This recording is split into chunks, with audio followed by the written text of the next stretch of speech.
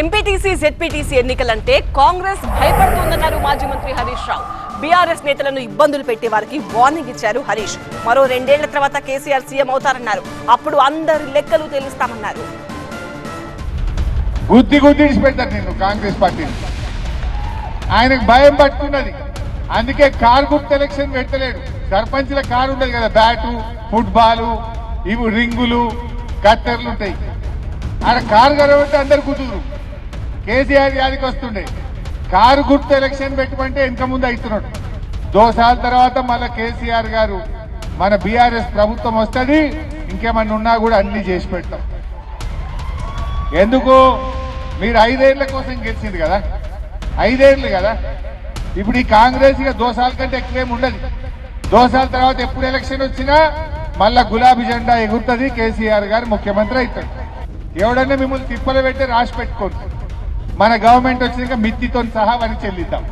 ఏం భయపడకూడదు, ఎవరిని విడిచిపెట్టేది లేదు. ఈ తప్ప కాంగ్రెస్ ప్రభుత్వం వచ్చినాక ఏది కూడా సరిగా జరుగుతున్న పరిస్థితి లేదు. ఏం జరుగుతుంది మీకు తెలుసు కదా, ఏది చూసినా సగం ఆగమాగం.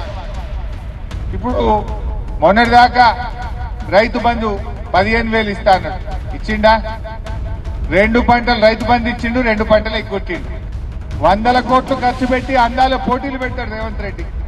100 కోట్లు ఖర్చు పెట్టి ఫుట్బాల్ ఆడతాడు రేవంత్ రెడ్డి. నువ్వు ఫుట్బాల్ ఆడితే మాకేమొస్తుంది?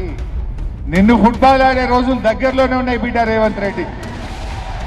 నువ్వు ఫుట్బాల్ ఆడు కాదు, నిన్ను ఫుట్బాల్ ఆడతారు తెలంగాణ ప్రజలు. ఎవరికి కావాలి ఈ యాప్లు?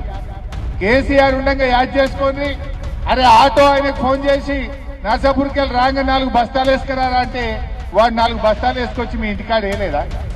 ఆటో డ్రైవర్కి చెప్తే ఇంటికాడ వేసిండా లేదా?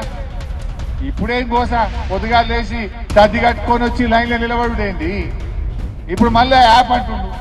ఈ యాప్ ఎందుకు నాకు అర్థం కాదు.